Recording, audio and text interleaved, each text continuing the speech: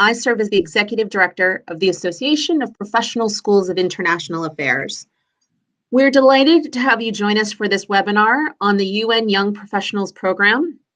I know we have students and staff attending from all over the world, so I'm glad that the APSIA family can be here to learn about this wonderful program.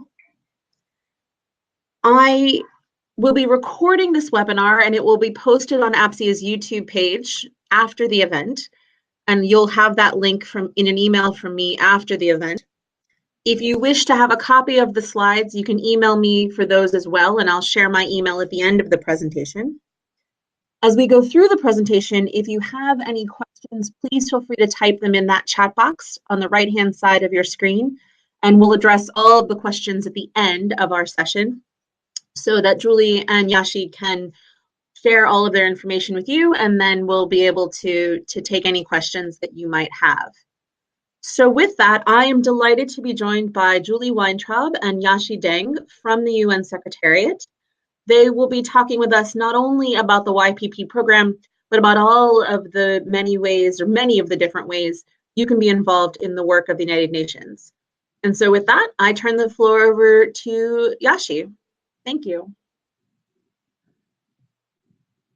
Hi, great, Carmen. Just want to say a quick hello. This is Julie, and with me is Yashi. Hi, everyone. Nice to meet you. So, Julie, myself, is part of the Young Professionals Program examinations team, and I just wanted to give you a quick overview of what Yashi and I will be covering today. So Yashi is joining us from the outreach section in the UN Secretariat. So she is going to be covering essentially the first two parts of our presentation today, talking about careers at the UN Secretariat in general and various entry points for careers at the UN. And then I will take us into some more details specifically about the Young Professionals Program, and then we'll be happy to answer any questions that you might have through the chat. So I'm going to go ahead and pass it over to Yashi. Hi, everyone.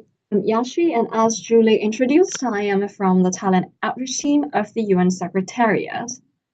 So when it comes to the United Nations, people are usually confused about what the UN is actually doing because it's such a large organization.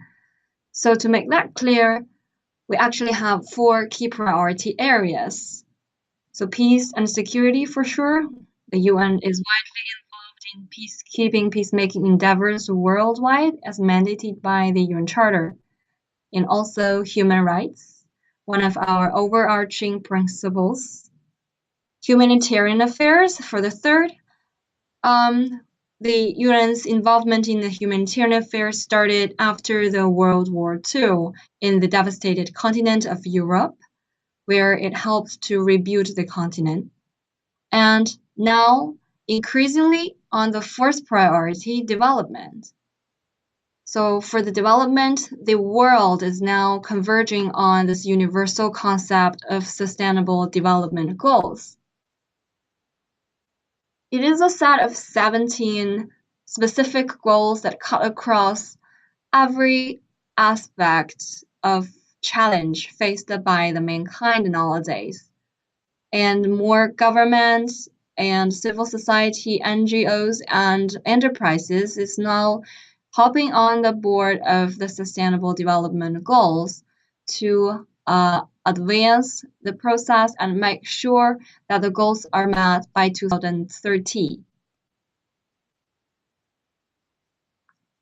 So as the UN is such a large organization, I want to explain to you what we're talking about when we are talking about the UN.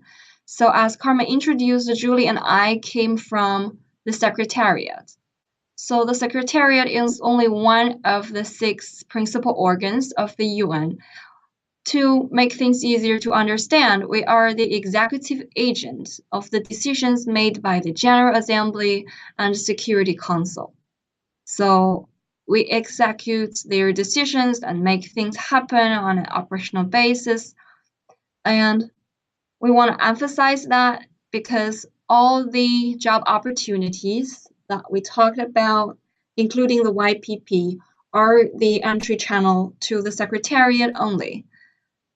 And that being said, don't forget that we have the other agency funds and programs, a keyword you are going to hear throughout this webinar and other UN-related talks, because we have more than 30 agency funds and programs that operate under their own mandates with their own membership and budget, such as the United Nations Development Program, the UNICEF, and UNFPA, and we also have the specialized agencies such as the International Labour Organization, which is the oldest UN agency, and also WTO, IAEA, etc.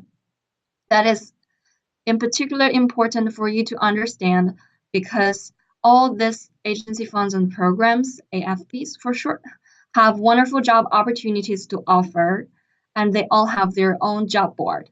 So it is worthwhile that if you are looking in job in their specific field, that you dig into their website and their job boards.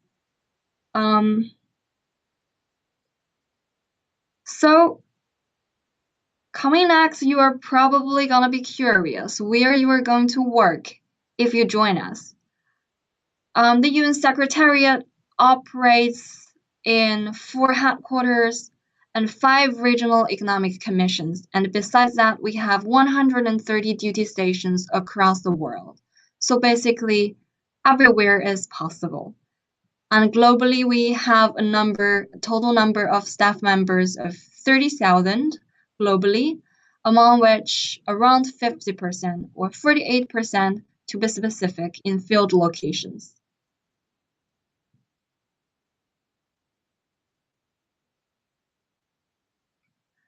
So what kind of profiles, what kind of talents are we looking after?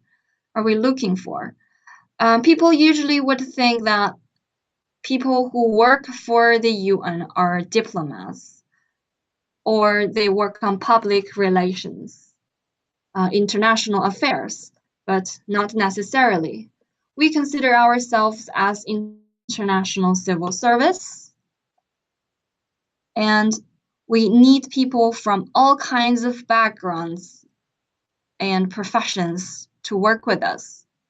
So besides the usual political affairs or economic and development background, we need people also from the public information, from the information technology, like the exams we are running this year, and also from legal background, from every possible profession you could think of. To give you a sense, we are recently helping our clients to look for qualified candidates for the UNDT Dispute Tribunal, the Internal Justice organ for judges, and we are also looking for plumbers because those are surprisingly hard to find in the New York cities because they are well paid elsewhere. So basically, people from all backgrounds, from all fields of studies.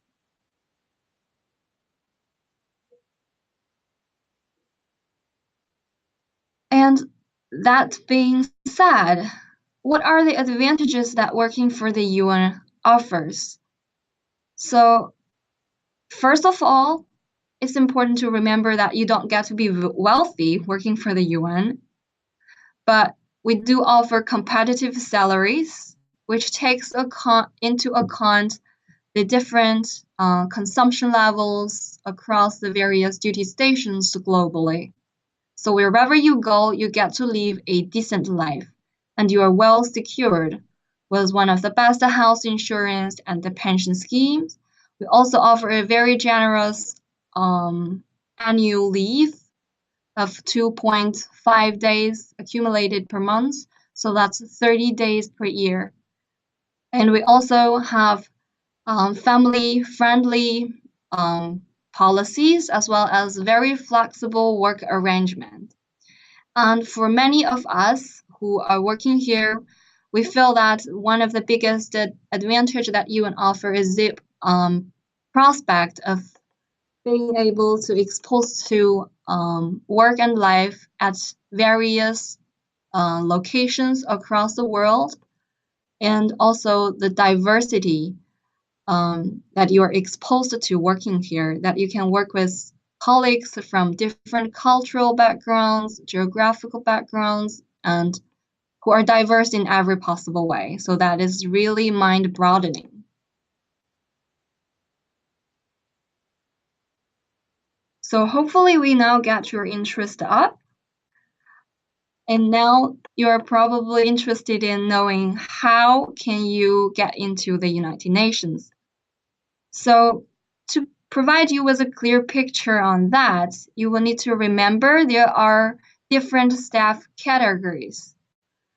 So we have the professional and director level category, and we have the general service and related category, which we refer to as GS for short.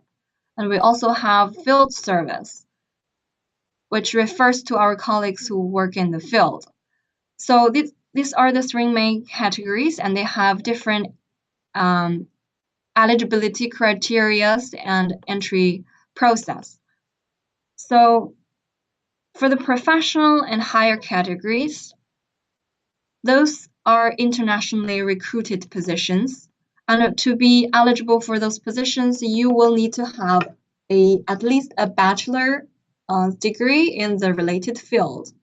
And then you will need to have a qualifying years of experience corresponding to the level you're applying for, which is explained in the chart below in this slide. For example, if you are applying for a P3 level position, you will need to have 5 years minimum work experience in the relevant field. And then for the general service and field service, you only need to have a high school level degree, but more often we have colleagues who are way overqualified than that, who have master's degree and even a PhD for what they do.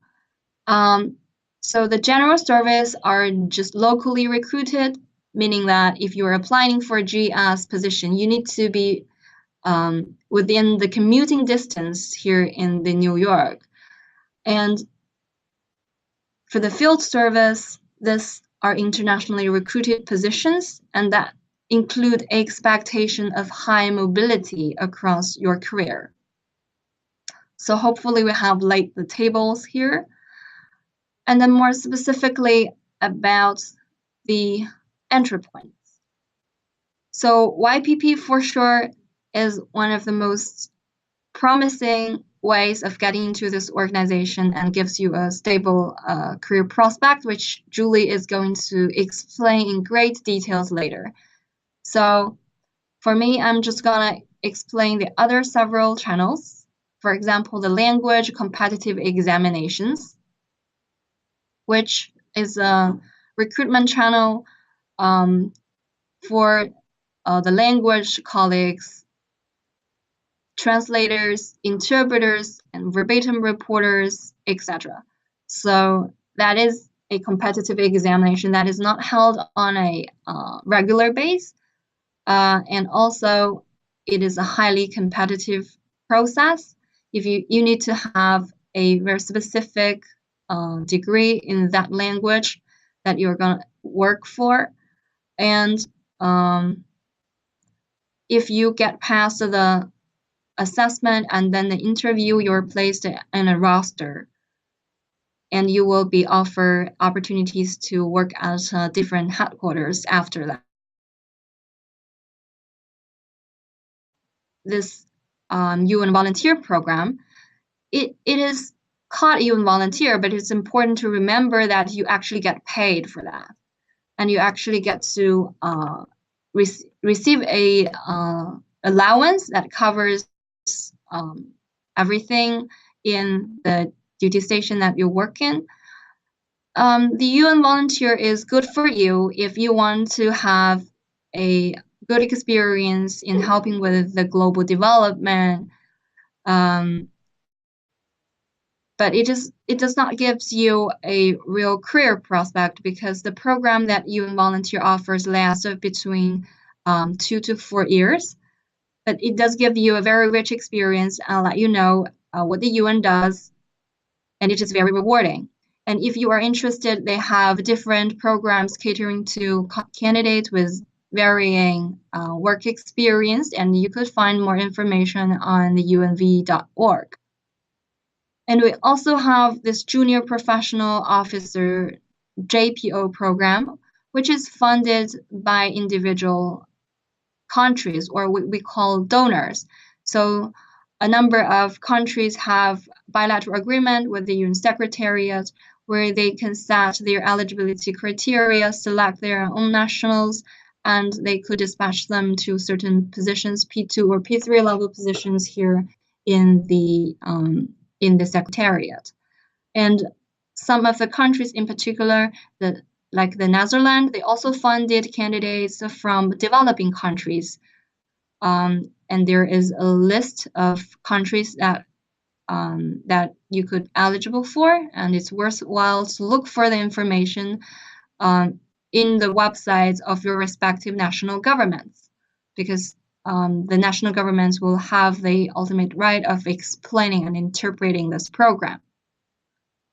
And if what you are looking for is more short-term than 2 years, then we also have short-term opportunities, such as the temporary job openings and the consultancy, and as contractors, that you could all find these job opportunities in our all-inclusive career portal, careers.un.org.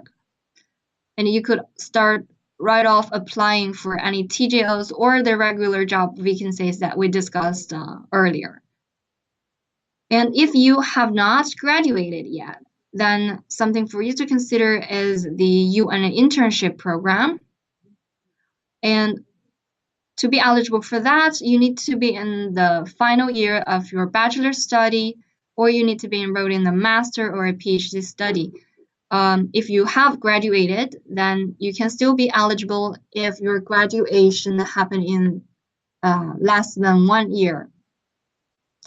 And it is very important to remember that due to the GA resolution, the UN, the Secretariat can only offer internship program on an unpaid base, and you need to generally ensure that you could work full-time with us, meaning 5 days per week.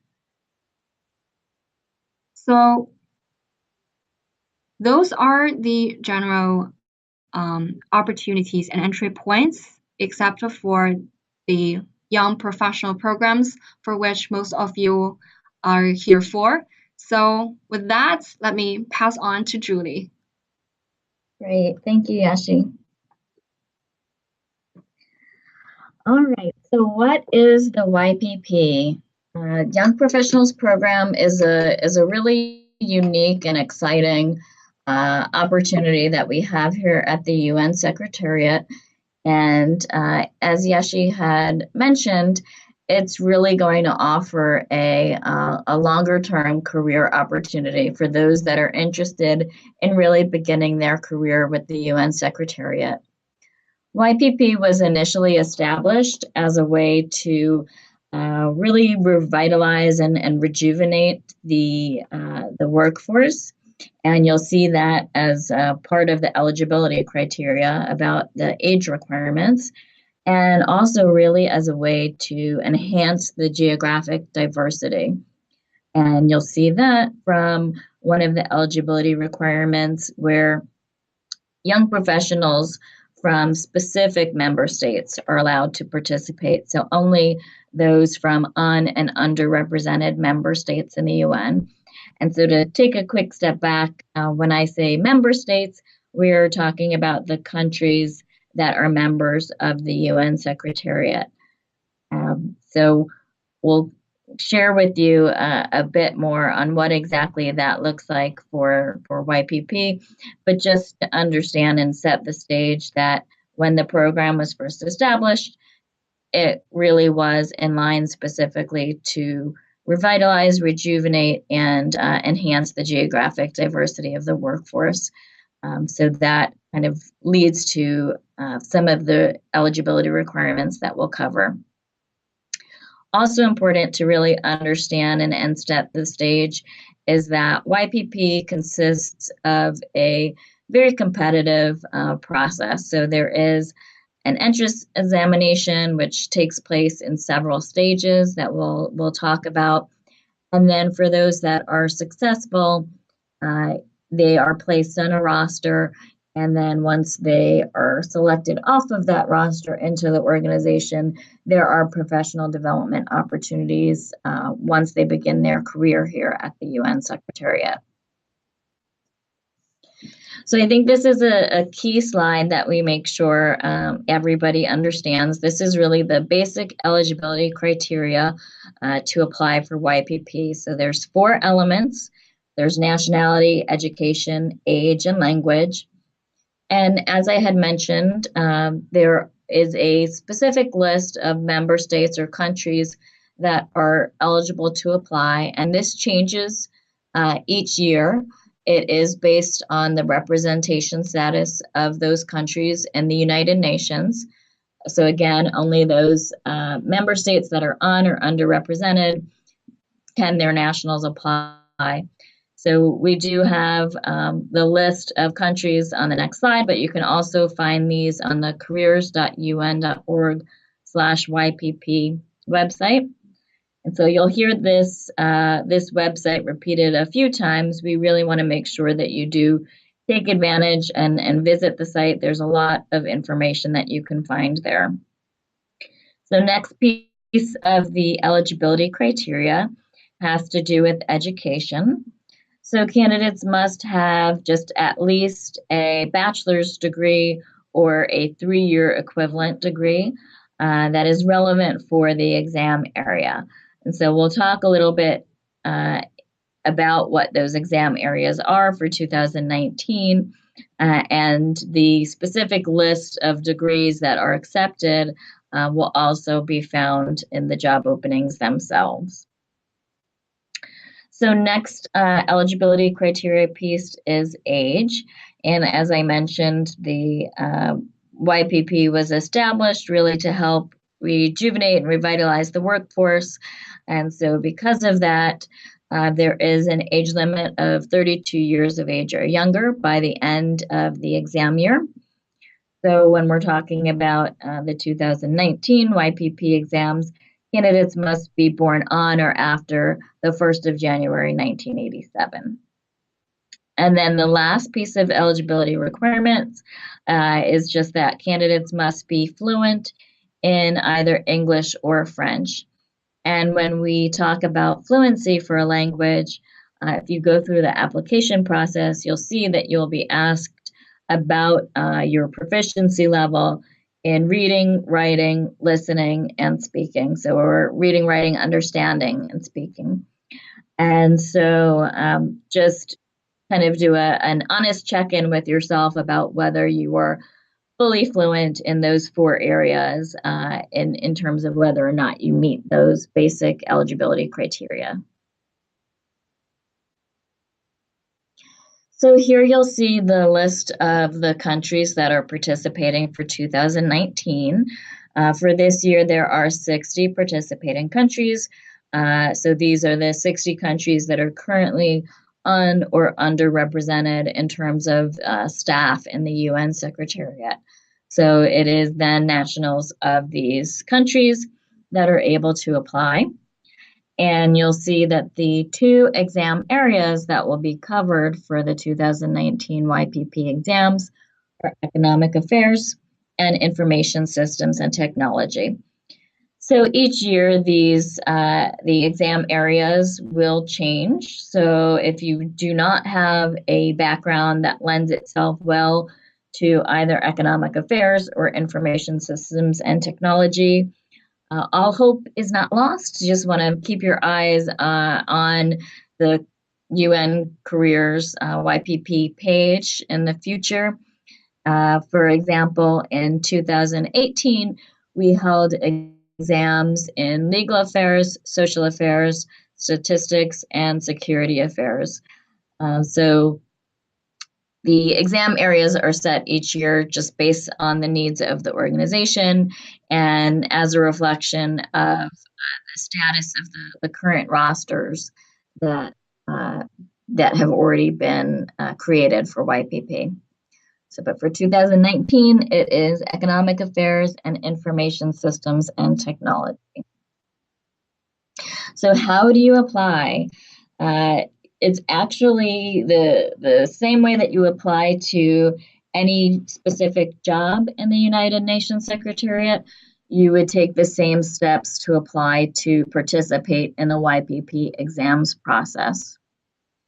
The application period is actually just recently opened. So if you do go to careers.un.org and just type in, the category you would need to select as professional and the level as P2, as Yashi had explained. It is the YPP entry point is for a P2 level. So if you do that, you will very easily find specifically the job openings for the Economic Affairs YPP exam and separately for the Information Systems and Technology YPP exam. If you visit the YPP page specifically on the Careers portal and click on the Important Updates tab, you'll actually have a link there that will take you to the specific job openings. So many different ways that you can find out how to apply. So you can go ahead and find those job openings and really spend the time to read through all the requirements, the postings themselves, what we call job openings.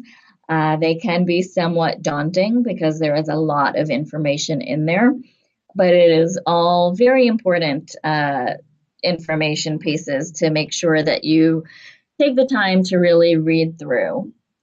But as I was saying, we definitely do recognize the kind of complexity of the application process for the UN Secretariat. So because of that, we do want to share with you some application tips. So we talked about the basic eligibility criteria. So this is just kind of to remember as you're going through and completing your application, some of these tips. So national of those four basic criteria that you need to meet. And you'll see when you're completing your application, there are actually a few different places that you could enter your nationality. So specifically for the YPP process, the field that is marked country of nationality is what is used for the YPP screening.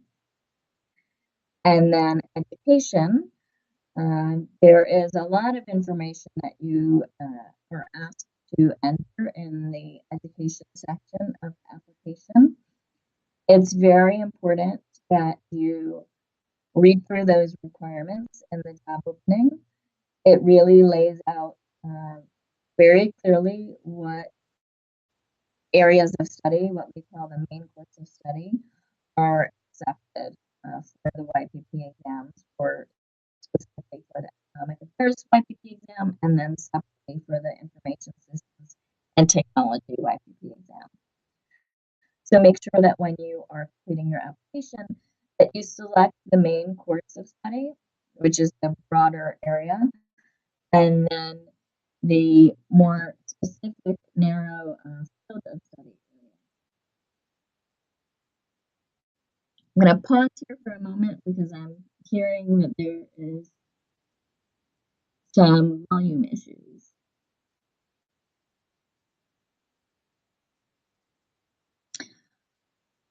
All right, hopefully this sounded a little bit better. If you guys have something in the chat, just let me know.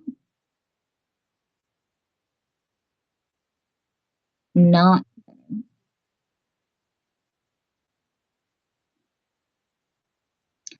Okay, I am leaning in as close as I can.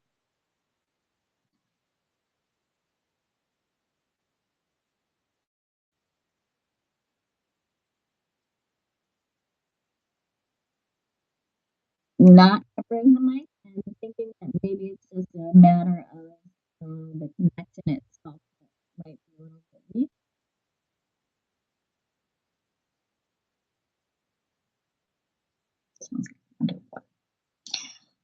Wow, okay, so I'm going to continue on because our connection is what it is, and I'm leaning as close as I can.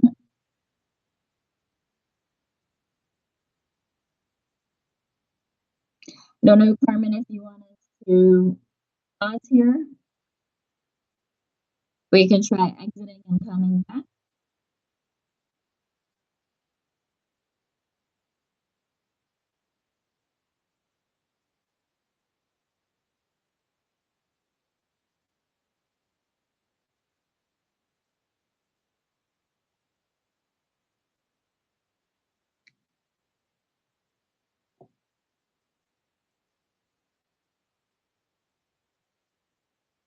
Carmen, are you? Kyle, apologies for the technical challenge. We will work to see if we can get Julie and Yashi back clear as quickly as we can. Julie and Yashi, if you can hear me, maybe perhaps you log out and log back in, or you should have the call-in information. Maybe we could do this by phone. And thanks to all for flagging this and offering suggested ways for them to address it.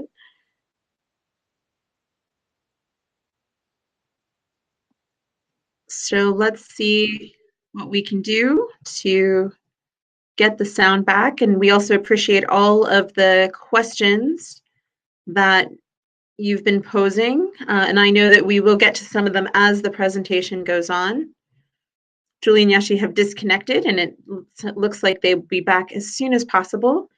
I knew the technology was going too smoothly. So again, we very much appreciate all of you being here. As you might have seen through the chat box, if you wish to have copies of the slides, you can feel free to email me. Oh, our colleagues are back. Let's see. Hi, how is the much better? now? Fantastic. Yes.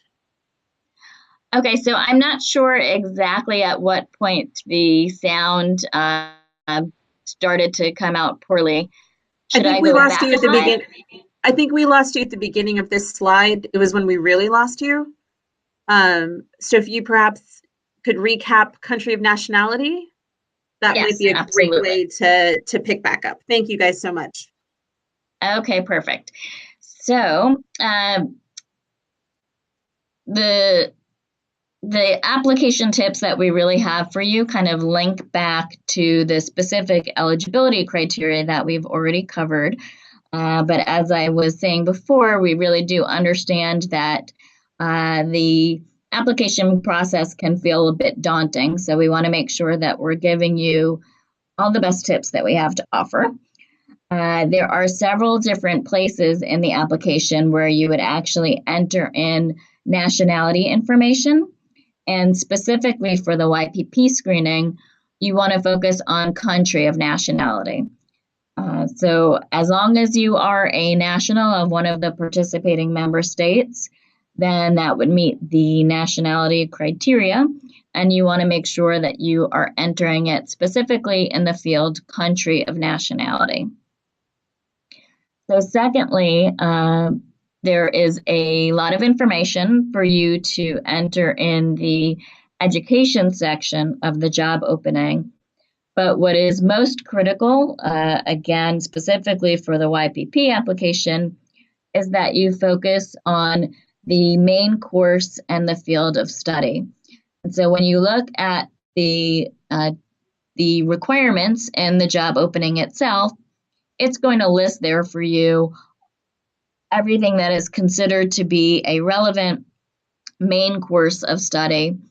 And so when you are completing your application, you will have a pull-down menu that you can select from, and you'll just want to make sure that you are selecting the main course and field of study that are most closely aligned with your actual degree, and in order to be eligible, that they must actually be one of those main courses that are reflected in the job opening itself.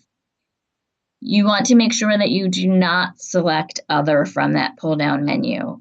You, again, want to make sure that you are just selecting the main course and field of study areas that are closely related to your degree and reflected in the job opening itself.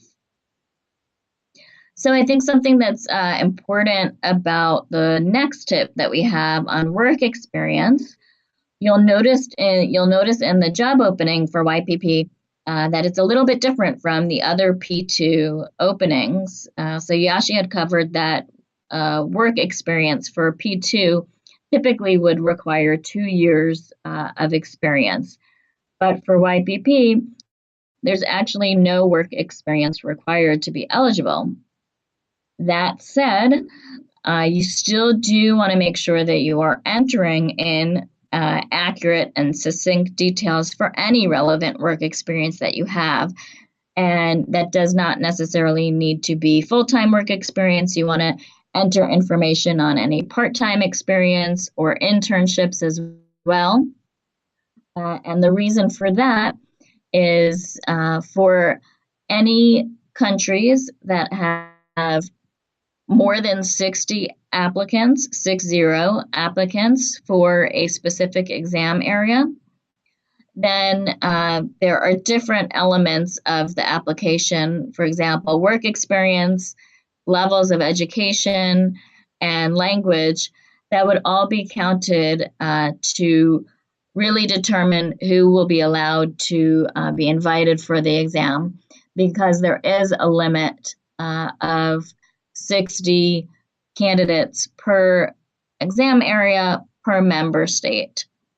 So for a lot of the maybe smaller island countries that are member states that are participating in the YPP, they may not reach the maximum, but for example, US and China that are participating member states, they typically will receive, we will receive more than 60 applications from those member states per exam area. And then this is really where the additional work experience might come into play. So make sure that you enter the information there accordingly. And then we had mentioned in the basic eligibility criteria that language is one of those 4 elements. And then within language, there are 4 elements in the application where candidates must identify their proficiency level. So indicating anything less than fluent in any of the 4 areas will essentially disqualify candidates. In order to be eligible for YPP, you must have fluency in all 4 of those elements of language in either English or French. I think a very important reminder here is that candidates must remember to include their native language, what their mother tongue is. Very, very often we find that applications are disqualified because a candidate has forgotten to indicate their mother tongue. So the system only understands what is entered by the applicant. So you must put your fluency levels in all languages, including your mother tongue. Finally, for the tips, don't forget to really read through the screening questions as you are answering them, and because they do have an effect in terms of your eligibility or not. So take the time when you first click on to create your application. That's going to be the first thing that you see.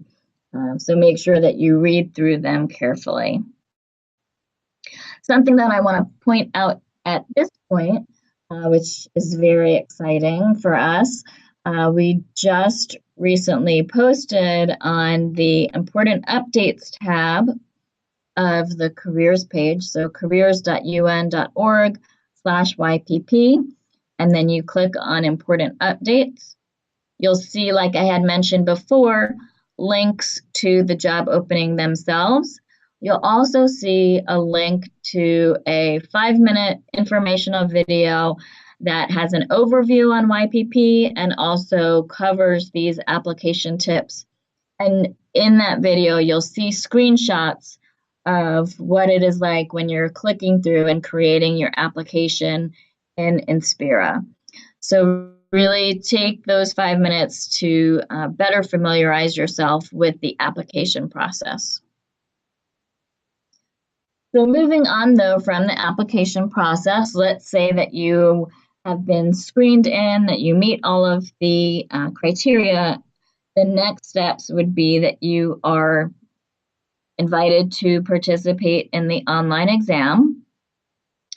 The exam, in terms of the content, it consists of it happens in 2 stages. So the first stage is all multiple choice questions. And the content there is both what we call the general paper and the specialized paper.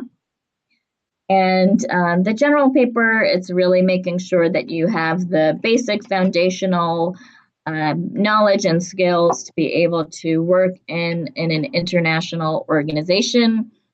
Really covers the critical competencies of writing, respect for diversity, things along those lines.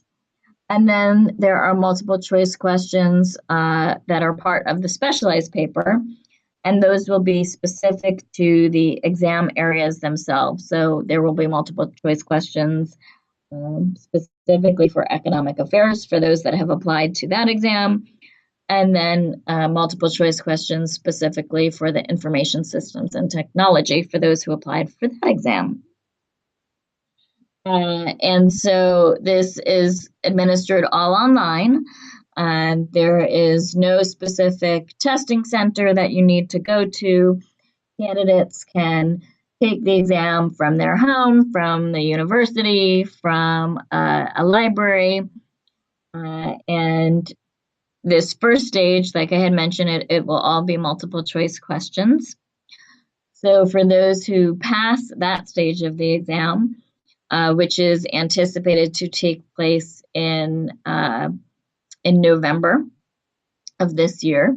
For those who pass that stage, they would then be invited to take the second part of the exam, which will take place in December. And that is what we call constructed response items. So in that portion of the exam, again, it is administered online. And candidates can take the exam from a variety of locations, no testing center required.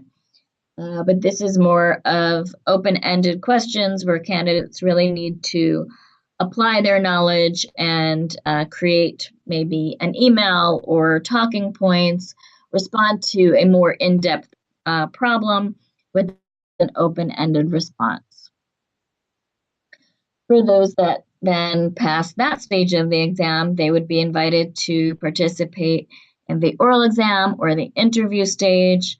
The interviews are all conducted via video conferencing, and they tend to take place in the spring the following year.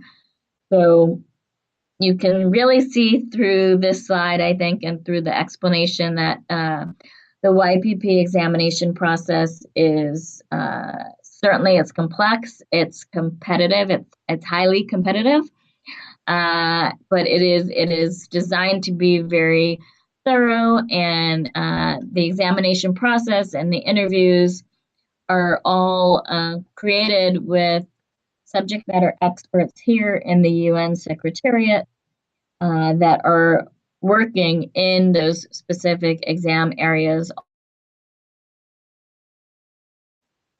And so candidates that are invited to participate in the exam will receive a lot more information about the logistics and how you go about taking the exam online. We try and be as transparent as we possibly can, and also sharing information on how to prepare for the exam.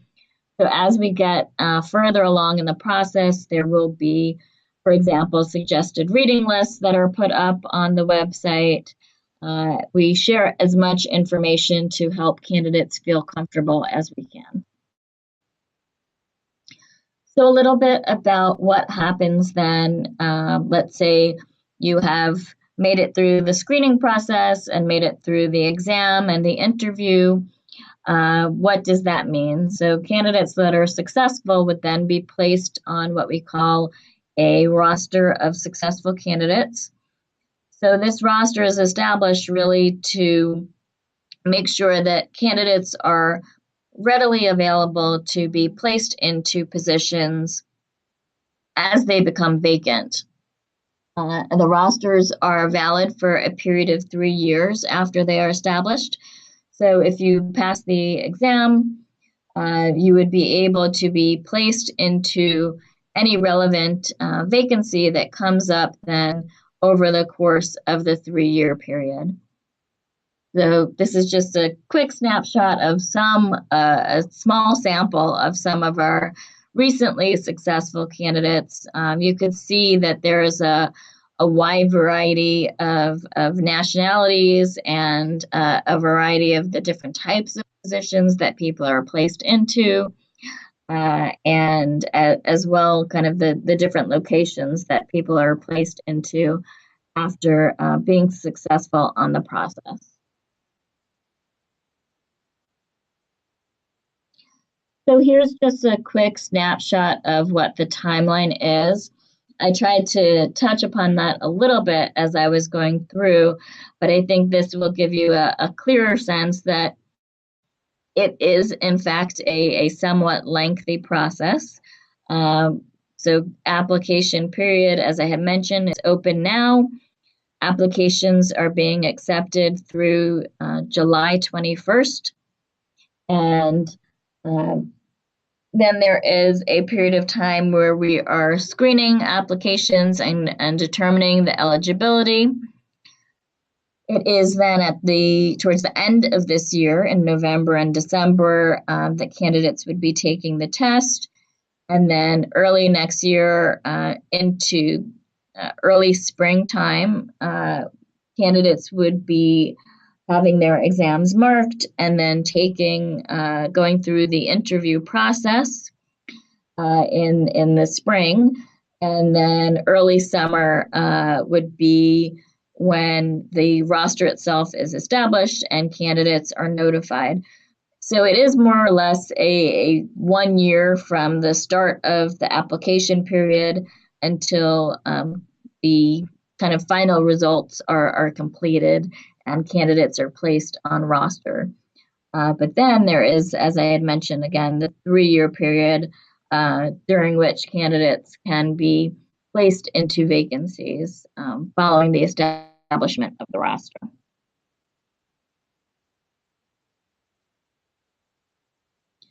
So finally, for our slides, just want to share some very important information.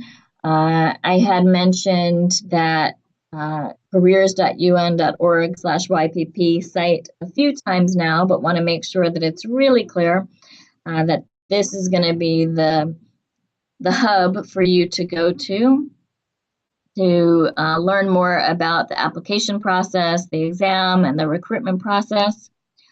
Just want to check in quickly. I'm seeing something in the chat that sound has cut out for someone. I don't know if that's the case for everybody.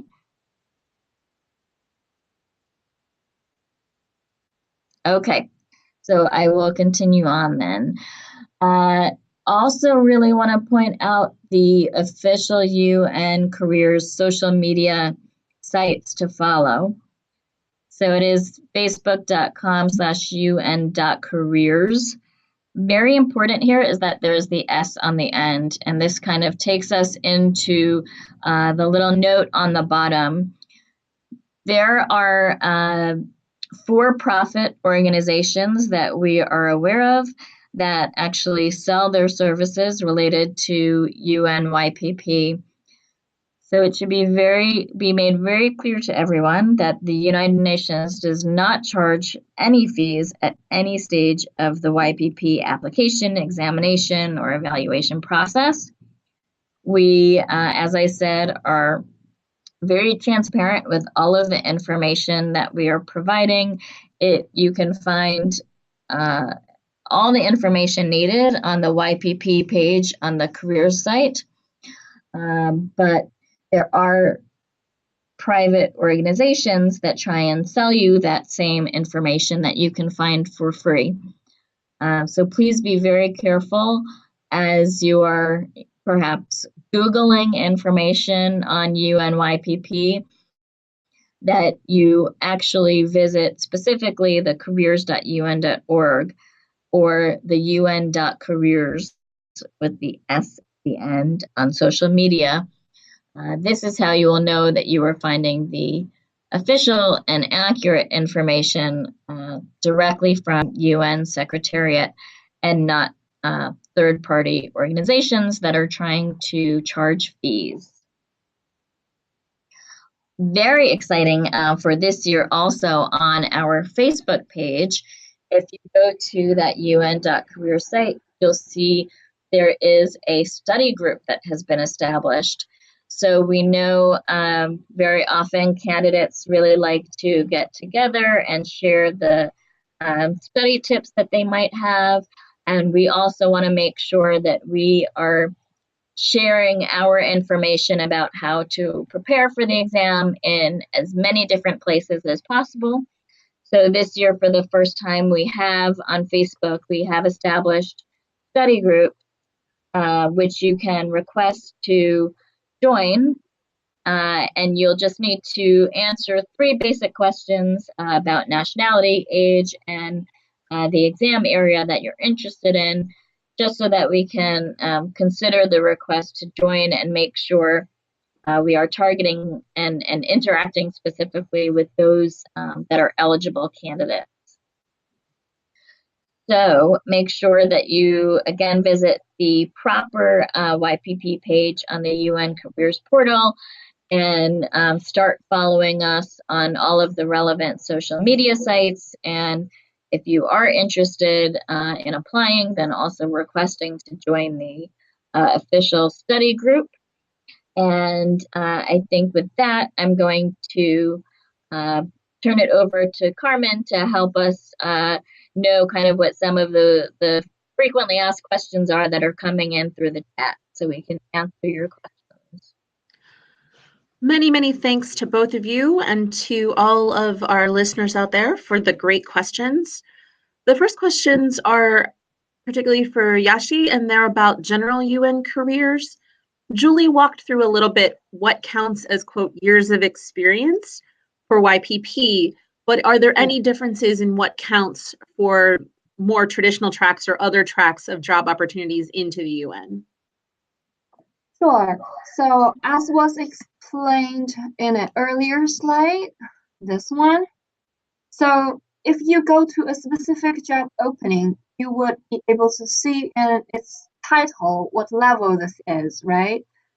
So YPP is a bit in particular as it is a P2 level that does not require the work experience. But for the other regular job openings, there is a linear correspondence.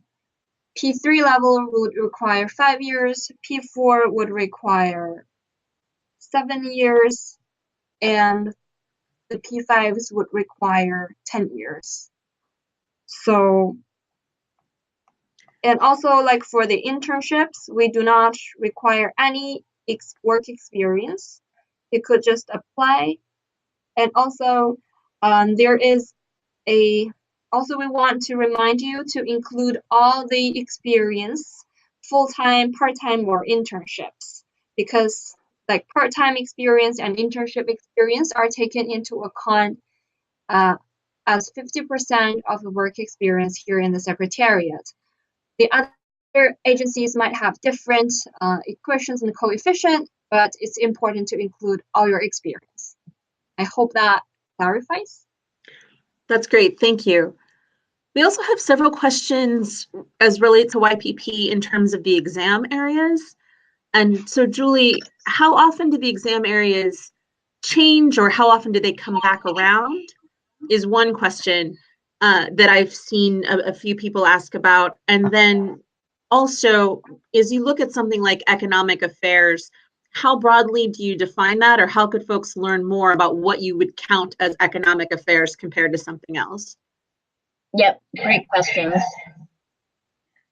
So in terms of how often the exam areas come around, because the rosters are valid for a 3-year period, it typically is every 3 years that you will see a repeat of the exam area. For example, it was in 2016 last that we had exams for economic affairs and information technology. So you can typically count on every 3 years the exam areas coming back around. You will see different exam areas each year. Something that was new for 2018 was offering an exam for security affairs. So it really is going to be dependent on the needs of the organization what exam areas will come up for 2020 as an example. But it will likely be, it will definitely be different areas each year.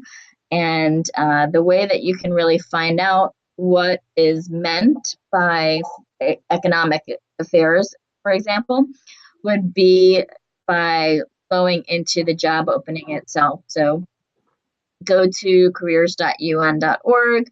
You can search for the job opening, or if you go to the YPP page, there is a link that will direct you to it. And as you read through the descriptions on what type of jobs one might have if they come in and join the organization through the YPP exam, you'll see it is fairly broad, and it does kind of detail the different types of work responsibilities that someone might have if they come in as an associate economic affairs officer. So folks can really get a sense for how broad the exam itself would be, or how narrow the exam would be, and then the different types of responsibilities and positions that they might be offered if they were to join through the exam process. Great. You also mentioned that it's 60 total nationals per country. Is that for each exam area or across between the two? Yeah, that is for each exam area. And so again, if folks want to hear more details about that, if they go onto the job openings itself, under the what we call the special notice section, it really details more information about the requirements for what we refer to as the top 60. But it would be that there could be a maximum of 60 nationals from one member state for economic affairs exam, and then separately 60 nationals from a specific country for the information systems and technology exam. And can you give us a sense of what the passing rates are in the past, and whether students can take the exam every year if they wish? Yeah, so absolutely, candidates can continue to apply each year as long as they continue to meet the eligibility criteria. 1 year's application will have no impact on the next year's application. And in terms of the passing rates, the exam is very competitive. It really does depend on the exam area itself and obviously the volume of applicants, but you can expect maybe somewhere overall between a 5 to 10% from those that initially apply to those that will end up on the roster of successful candidates. So definitely a competitive process, which is why we really try and share as much information as we can for candidates to best prepare themselves for the examination, everyone really should take it serious that when we share the suggested reading lists or sample questions, for example, that everyone should take advantage of this to make sure that they are in their best competitive position as possible. Well, that's great. We are at time, so thank you all very much. I did see one repeated question about whether education can count towards work experience or whether those are two separate criteria. So we'll slip that one in very quickly. And then no problem. So education cannot be counted for work experience. Candidates would receive the points and recognition if they have additional degrees beyond the bachelor's degree. So if they have a master's degree, that will certainly be credited when we're looking to narrow down, if we need to the 60 candidates per country. But education cannot be substituted specifically for YPP. So just jump in here. So for the other regular job openings, usually we would require a master's degree in the relevant field with the corresponding years of experience as listed in that chart. And then if we only have a bachelor's degree in the relevant field, then 2 additional years of experience will be required. So for example, for a regular P3 level job, if you have a master's degree, then you need 5 years of experience. But if you have only a bachelor, you need 7 years to be qualified. Makes sense. Well, thank you both so much for all of this great wisdom. For those of you who are meeting the eligibility criteria that you see on your screen, I encourage you to apply. If not this year, then please stay in touch with the UN system through all of their appropriately blessed sanctioned links that are not trying to cheat you for future years.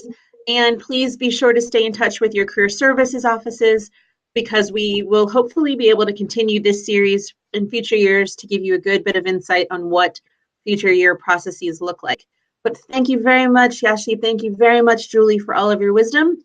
And thanks to all of you for staying with us through the series today. We will have a recording up on our YouTube page as soon as we can. And I see that many of you have already emailed me anxiously asking for slides. So I promise to turn those around as quickly as I can. Thank you again so much for being here, and I wish you the best with the rest of your day, morning, afternoon, evening, whatever time it is, wherever you are. Thank you so much, everyone.